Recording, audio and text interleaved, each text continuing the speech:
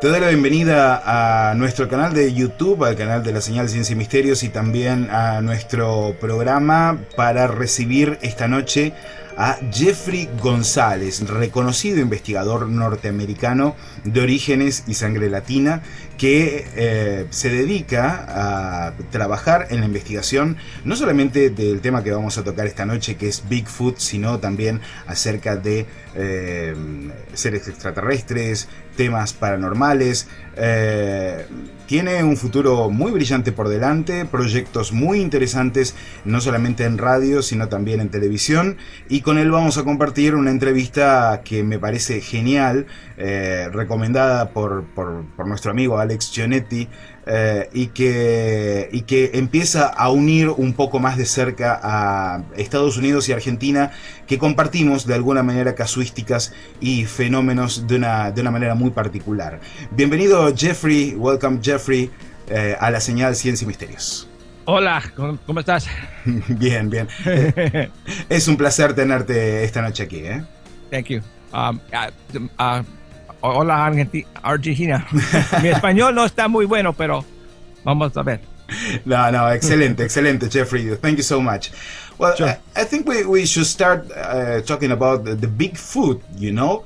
And when I talk about Bigfoot, for people here in Argentina, we always think about a really big, hairy being or guy or maybe ape, and we really don't know what it is. We have a legend here, and a being very similar, which is called the Ukumar, but I don't know if it is the same. So I think the first questions need to be about when and where does the Bigfoot legend start? I mean, with the ancient people, it is modern. How does it start? Well, los Indians, los Native Americans de los Estados Unidos tienen stories años para atrás que you know, they used to have fights with Bigfoot. Okay. You know, in the 1600s and the 1500s tenían fight porque viviendo en las montañas, you know, los Indians tenían lugares donde vivieron, y también los Bigfoot estaban ahí. Y tenían, como se dice, wars. Ajá, okay? Sí, guerras. Guerras. And ahorita tenemos muchos, we have friends que están Native Americans, los Indians, ahorita. Y we go up allá en las montañas donde están los reservations. Y ahí podemos, we hear them. We hear those Bigfoots. Ahí están. They yell at us, you know, we actually hear them walking around the campsite all the time. It happens all the time.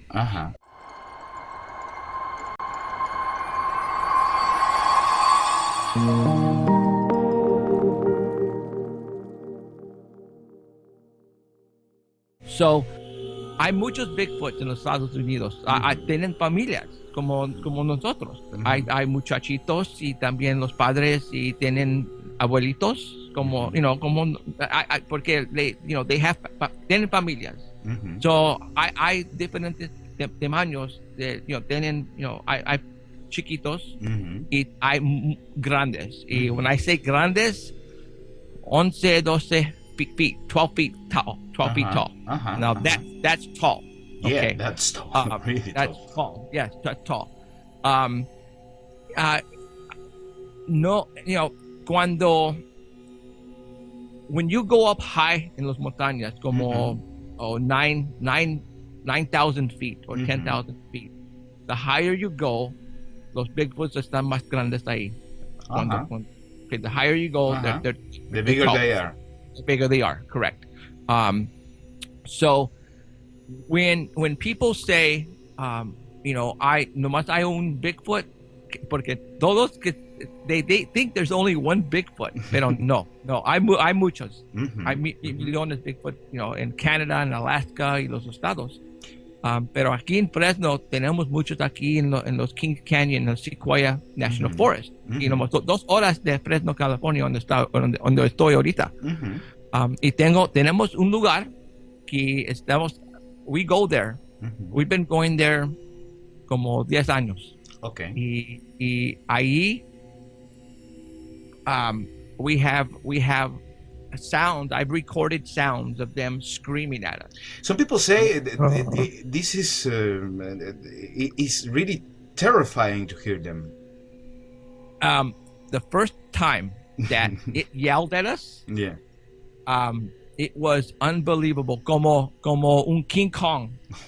Okay, that's what it sounded like. Okay.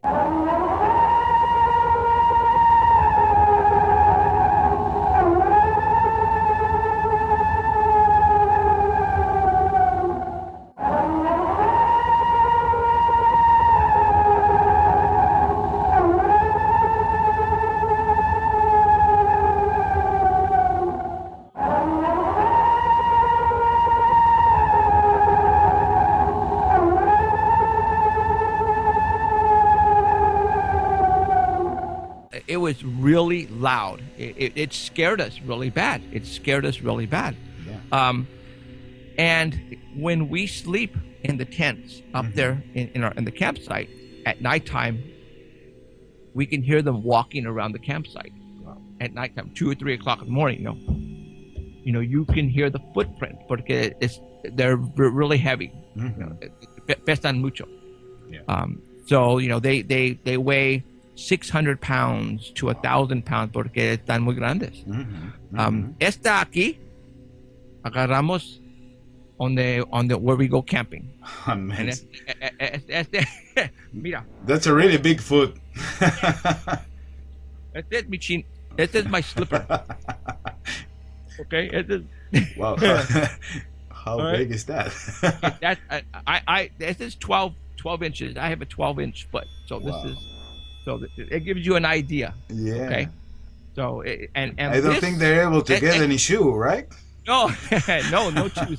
Pero este es pequeño. This is small compared to others. Others they have about this big. Wow. Okay. We're talking about a massive being.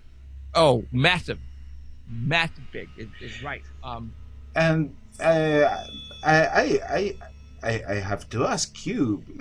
So if they're so big and massive, how can they possibly do to become so mimetized with nature that no one can actually, or there are just a little few documents about them, like pictures and films, it is heavy. Right.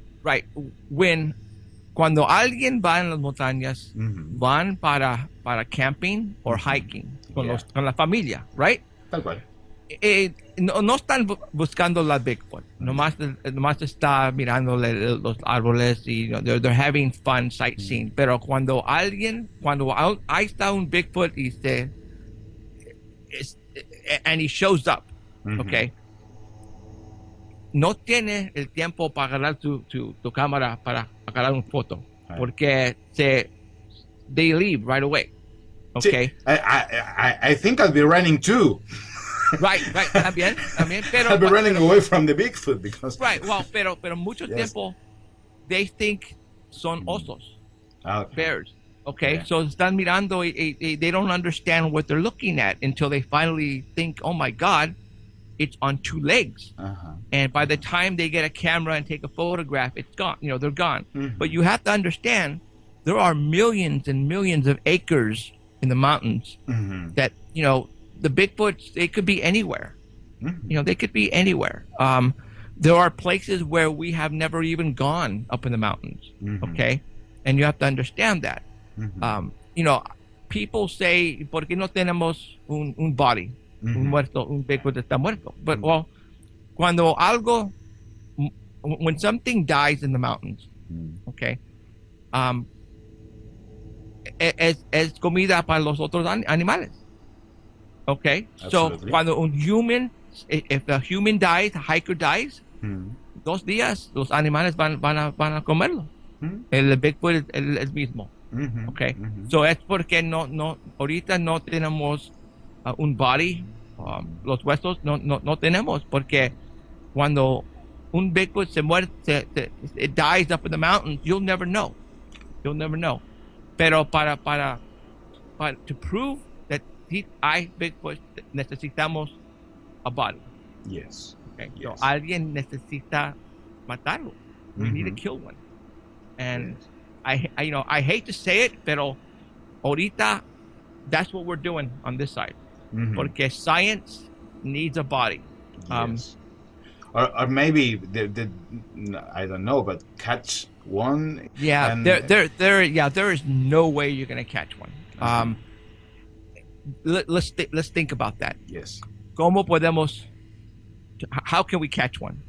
We can't set a trap porque no sabemos qué está el tamaño de la Bigfoot. We don't know how big it is, so you can't make a trap depending on how big it is.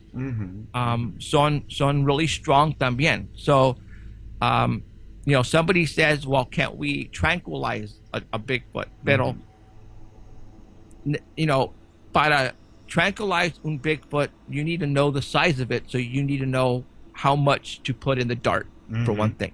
Okay, Yes. If it's 1,000 pounds, you know, 1,200 pounds, then you need a lot of the sleep, whatever it is in the tranquilizer. And when you do shoot it, if it, you know, if you don't have enough of it in there and it comes back, you know, it could kill you. And so it's very dangerous. It's very dangerous. I believe, my team believes that we need a body in order to finally put the story to rest that yes, there is a Bigfoot. Pero todos modos, we have so much evidence.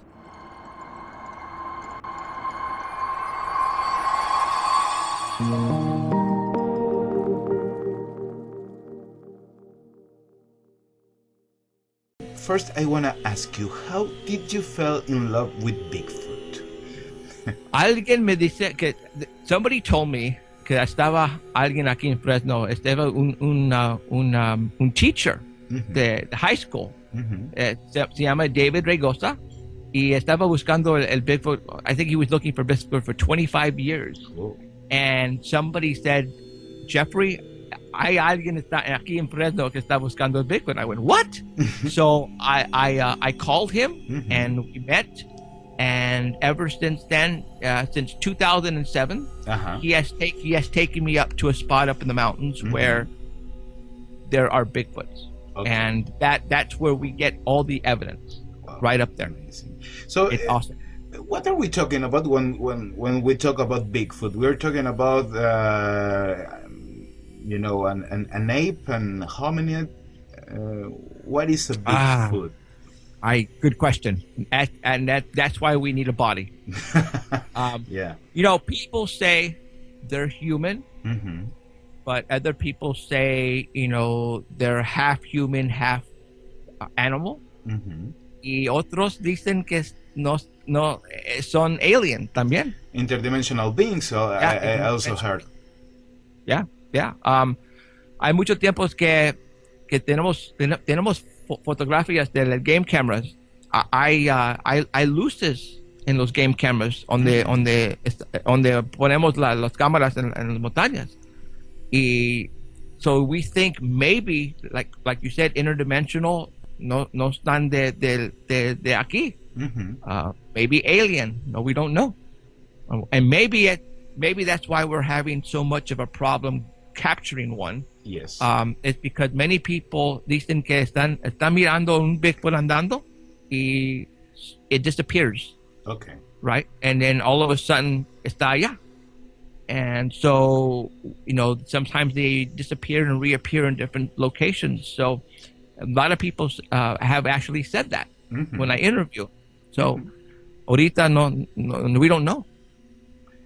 Es muy interesante lo que decís, Jeffrey, porque pensarlo de esa manera, bueno, quizás explicaría un poco lo esquivo del fenómeno o de la criatura. Ahora, otra pregunta es, dentro de las evidencias, talking about evidence and things like the Bigfoot you have in front of you, did you ever found something like, blood or hair, or something which you can take a DNA sample? Yeah. Yes. In 2011, and I was telling you the story about los ventanas de mi troca. Estamos, how do you say camp? ¿Campando? Acampando. Okay, campando. En los montañas where we go all the time. Y un día, it started to rain. It started to snow really bad. And we could not drive out of the campsite. And we had to leave 2 trucks there at the campsite. The trucks get stuck in the snow. Yeah, in the snow. Okay. I didn't have 4x4 at the time. So we had to leave all of our stuff in our trucks. In the back of my pickup, I had ice chest con comida, con hot dogs, the steaks, mucho comida ahí. Okay, so I had everything in the back of my truck. And we left. We came back 3 days later, and en la calle donde entran de la campsite. Pero necesitas, you have to understand, when I say campsite, it's in the middle of nowhere. Okay, yes. no es campsite donde otras personas vienen, porque es in the middle of nowhere. Okay, it's our campsite. Okay. Estaba árboles en el medio de la calle, y they were not there when we left. Okay. Wow. And tenemos fotografías de todo eso. Okay. Somebody put 4 barricades, and when I say barricades, they put 4 pieces. They had like 3 trees, and the last one was a tree that was this big, round, and it was about 12 feet long, so it was over 1,000 pounds. Somebody placed it in the middle of the road. Who is going to do that in the middle of the mountain, in the middle of nowhere? Exactamente. Okay, and we looked around. There was no tire tracks, no footprint, nada. Pero alguien agarró la como que dice tree trunk, and they moved it and picked it up and put it in the road. Wow. And we're like, wow. So amazing. We had to move that out of the way in order to drive in to get our trucks. Y cuando llegamos ahí en la campsite donde estaban los trocas, yo tengo un Ford pickup de 4 doors, y on the 2 windows on the driver's side, el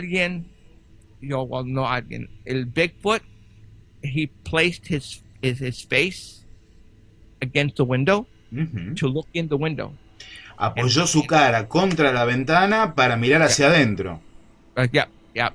The face was so greasy when it lifted its face and upper body out of the window, it left the impression of an animal on my window, and it was there. Excellent. And when I saw that, I went, oh my God. I had 5 of the people there with me, and I waved them over, and they all looked at it, and we all like, whoa. Somebody said, oh, it's a bear. Es un oso. Pero we had comida atrás de la troca in ice chest. Okay. If it was a bear, it would have eaten all of the food in my ice chest. It would have torn apart my truck. That's what bears do. So the guy goes, wait a minute. Todavía tienes la comida allá atrás, ¿no? Yes. No fue oso. And so we understood that, okay. that's not a bear. Pero en la otra ventana a frente, otro Bigfoot, cuando está mirando adentro, nomás, he placed his face, nomás la cara. Y cuando he left the impressions of los labios y la nariz y la upper lip aquí. Y también knuckles de la hand. Y cuando un ape se camina así. Yes. Así, ¿no? Yes. Well, la knuckle print on my ventana estaba así. Okay, y los knuckles así estaban en la ventana y la thumb hacia abajo de la puerta. Okay. Now, which is not the normal hand of a human being at all, because our finger makes this movement and it cannot open so much. Now, I mean, if you were to look in a window, vas a estar así. Yes. Or vas a poner los manos open así. hands over against the truck. Yeah. Truck, right? Pero los knuckles estaban así. Y la tamaña de los knuckles de aquí, esta que está, I don't know if you can see it. Yes. But esta estaba 3 inches. Wow. Okay. Yes. No más. So la mano, yo pienso que estaba así. I don't know if call them Bigfoot or Big Hand because they're big. So cuando yo agarró mi troca, estaba and we were coming down from the mountains. Yo hablo, yo tengo un amigo que está en la Fresno Police Department, un policía que hace, he's in the CSI. He's the guy who cuando alguien está muerto, él va y tiene fotos. Forensics investigation. Forensic, okay? He's part of the team también. Now, yo hablo con teléfono con él, Mickey, y I told him, Mickey, tengo un cara del Bigfoot en la ventana de mi troca. He started laughing at me. He goes, right, Jeffrey, yeah, right. And I go, no, Mickey, es la verdad. And so I told him, necesitas, you need to come over. And you need to take photos y measurements y todo eso. And so he did. He came over. He brought his little toolbox.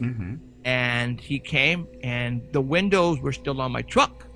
And he está mirando las ventanas. He looked at me, and he looked at las ventanas, and he goes, "Oh man!" So he started taking photos y measurements y todo eso. And then he goes, "Jeffrey, ¿tú sabes qué tienes aquí?" Y digo, ¿qué? Porque cuando el cara estaba on the window, los mocos estaba saliendo. Sí. So he goes, ¿tienes DNA aquí? He got tubes and he got those DNA samples and he put it into test tubes for me. So I had those, right? And en esta noche, el Mickey, mi amigo del policía, CSI, Forensic, en la noche él habló por teléfono a mí. And he was bewildered. He was like, he didn't understand what so big, what could have made the lips that big.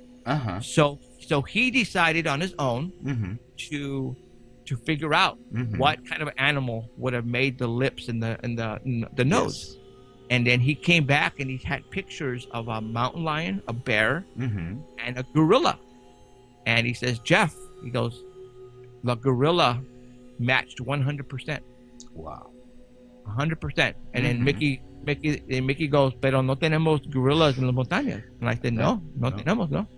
So he, at that moment, Mickey now believes in Bigfoot porque of la evidence que tenemos. And he knows we would have never made that.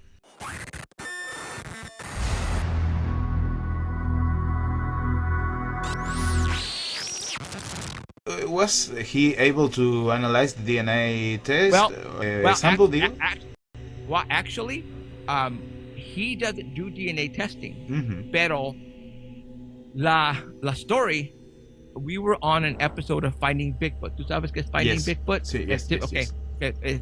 We were on the TV show. Mm-hmm. And un profesor de un colegio cerca de Fresno estaba mirando el Finding Bigfoot. Y cuando when it came on TV, afterwards he called me on my telephone. And he says, "Hey Jeff, I saw you on Finding Bigfoot last night, or I saw Alan, the co-host." And he goes, "Have you had anybody test the DNA for you?" And I'm going, "No, because no tenemos el dinero para hacer eso, pero es como $10,000. It's very expensive para hacerlo. Oh, it's not cheap." So he says, "I'll do it for you."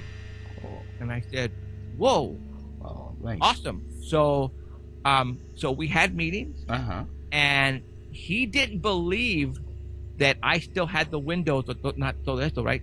So un día he said, "Okay, let's come en un sábado. Vamos a hacer the DNA testing." So we arrive at the college, and yo tengo los ventanas. Yo quito los ventanas, right? I spent $400. I took the windows off, and I have them stored in the case. And este sábado, cuando estábamos en el colegio, I rolled in the case, and he looked at me and he goes, "¿Tú tienes los ventanas?" I said, "Yeah, I have them." And he didn't believe me. So we took the windows out, and they put on the gloves, and the other lab assistants started getting in there and taking the DNA off los mocos de la ventana. So el primero vez que hacían la DNA testing, it was inconclusive, and I mean, and what that means, he says, it was contaminated. Pero I didn't understand, because nadie tocó donde estaban los mocos, y estamos como, we had only 3 or 4 people there, and we didn't touch it. She goes, "Well, it came back part human, part animal." And he thought it got contaminated, so he goes, "Necesitamos hacerlo otra vez." I said, "Okay." So en el otro tiempo, los personas que estaban ahí when we found those ventanas, we got Q-tips and we took DNA from our mouth, los tres. To make a comparison. To make a comparison. Comparison. And he did it one more time, and it came back not a match. So he went, So, and at that time though, he also brought back DNA from a horse, from a cow, from otros animales, pero nothing came back a match. So he said, "Well, necesitamos hacerlo otra vez." Okay, and then so we came back un otro sábado, and this was really weird, porque este professor, he doesn't believe in Bigfoot, porque es science. Okay, él necesita un body para. He needs to prove. He needs to prove. Okay, he's a scientist. Yes. Now, with what happened with the first 2 times that we did the DNA testing, in his head, he's going, we might have something. So the 3rd time we walked in, there was 6 adults that I had never seen before sitting in the lab with lab coats. And I looked at my co-host Alan, and we said, who are these people?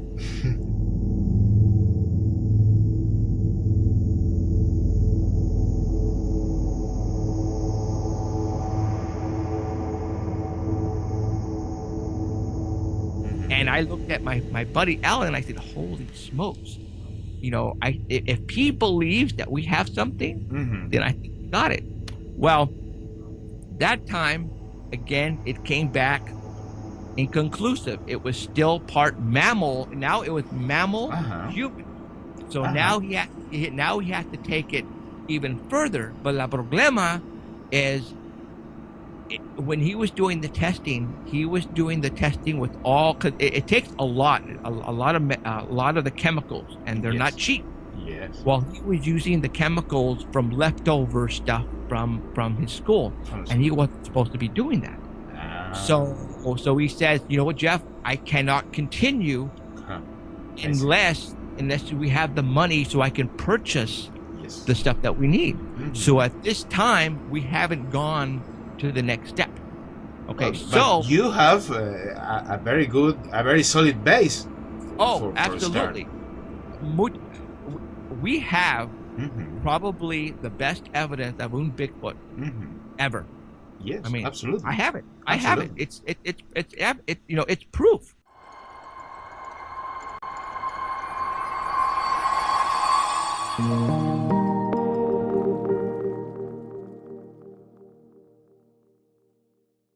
I was thinking, Jeff, they seem to be really shy or not aggressive in the case, because if they wanted with the size of these creatures, they can kick you out the woods anytime they want, right?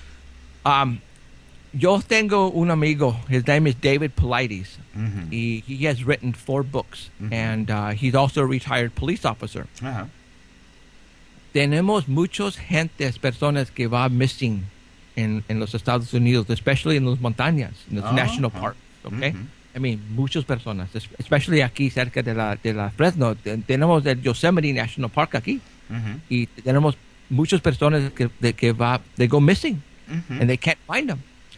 Los Indians, los Native Americans que dicen que, back in the days, cuando tenían wars, los Bigfoots entraron de la camps de los Native Americans y agarraron los niños y los mujeres, and they actually eat them, and they actually eat them.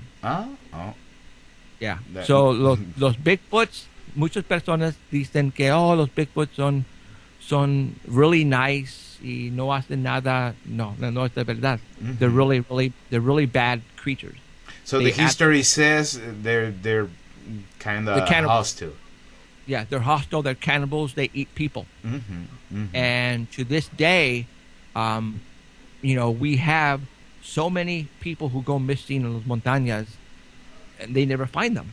That's terrible. And we've actually had, matter of fact, this person who I actually interviewed, his name, again, David Paulides, tenía un case que una familia estaba mirando a alguien andando, pero estaba grande, y it was hairy, and they thought it was a bear, but it wasn't a bear.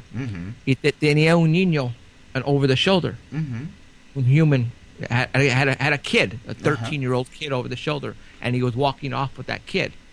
Wow. And then they heard the day after that un familia, their 12-year-old boy went missing. Oh. Okay. And so what they saw, that Bigfoot had their child over the shoulder and he was walking off with them. Yeah, their vision matches with the disappearing of the boy. Right. So that creature, the Bigfoot, took the boy basically, and we get cases like that all the time. Sad story, yeah. Yes, very sad story. And I tell people cuando estaban, if you're gonna go camping, you keep your eyes on your kids, and you make sure they don't go off very far, because you can turn your head, their child could be playing, and all of a sudden they're gone, just like that. People don't believe, but we believe the Bigfoot are taking people. It's that bad. It's that bad. That's scary. So you, when you go out there in the woods, in the middle of nowhere, you're going prepared to. Oh yeah. Almost. Yeah. I mean, we have guns. We have rifles. I take a gun with me, because when we are camping at the spot that we go to all the time, there's more than one there, because we hear 2 people walking, and it's when you go to the mountains, you are now in their area. That is their home, and they don't want you there.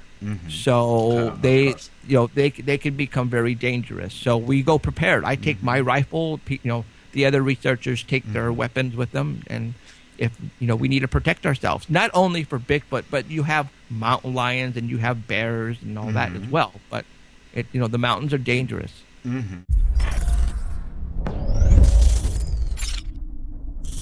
Hay Bigfoots en todas las ciudades del estados. Florida, en Texas, en Canadá, en Alaska.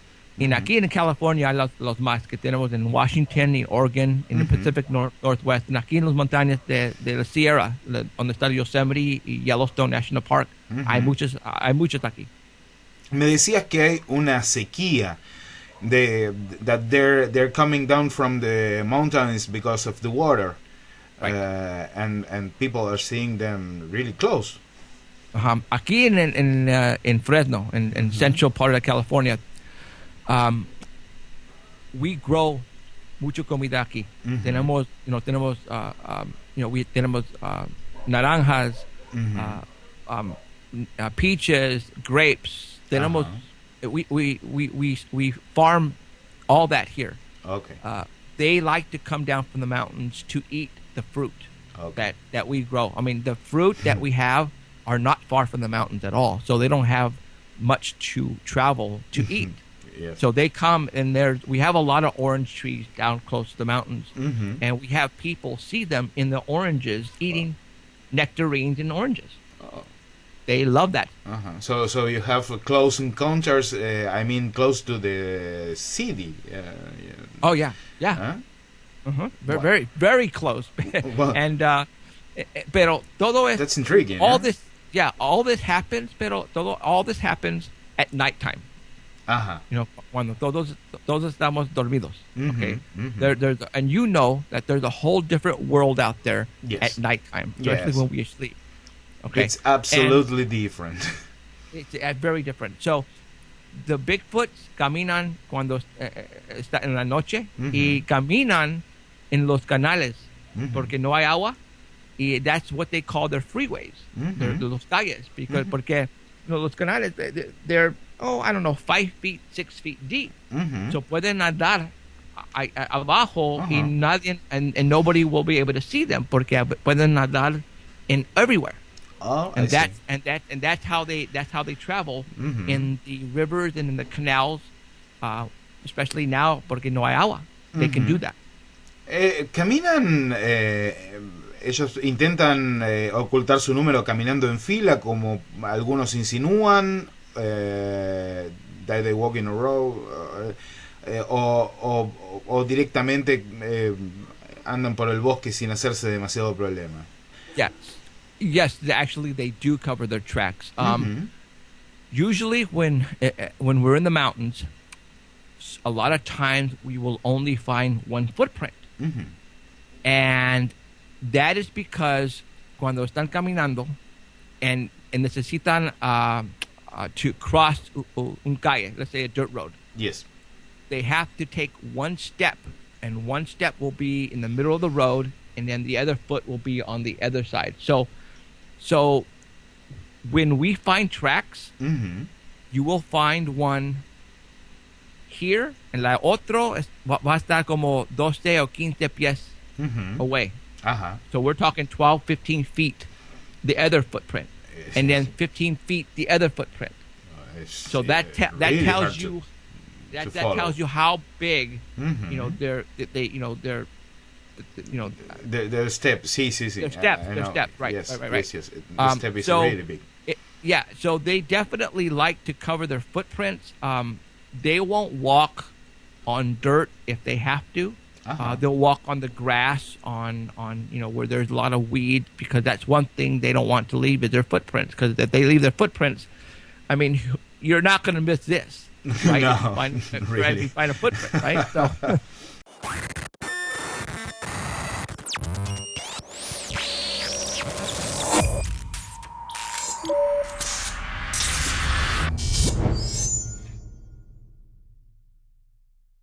Jeffrey, well, thank you so much for your time, for a first communication and starting with this huge world of the Bigfoots. I think is a really nice introduction. I would love for you to tell our listeners and viewers about your channel, about your future, your projects, and how can they find your work and your team and see your videos and hear your radio show. Sure. I have a website. It's paranormalcentral.net. Paranormalcentral.net. Ahí puedes mirar todos los fotografías que tenemos y videos también. And tengo un show en los domingos a las 6 de la noche. And puedes mirarlo en live stream. You have a link on my website donde puedes ir. Muy bien. Awesome. All right. Well, thank you, Jeffrey. Okay. Thank you Muchas very much for having me on the gracias. show. De nada. Muchas gracias. Como decimos aquí en Argentina, muchísimas gracias y un abrazo enorme. A big hug. También. Big hug. Take care. Good night.